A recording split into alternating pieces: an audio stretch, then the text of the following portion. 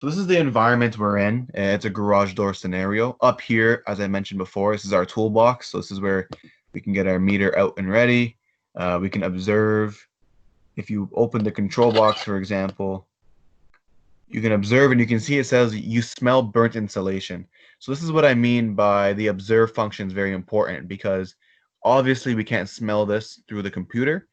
So it's very important that we can go here. We can say, okay, something is wrong, probably in here somewhere. We don't know where, but it gives you, it defines maybe the first step of defining the problem area. We don't know where the problem area is, but we know it's probably somewhere in here. And then you can observe everywhere else. Everything else looks fine. And then you have your schematics. And then you have the wiring diagram. And then you have your work order. You can go ahead if you forget or whatever. And then you have the help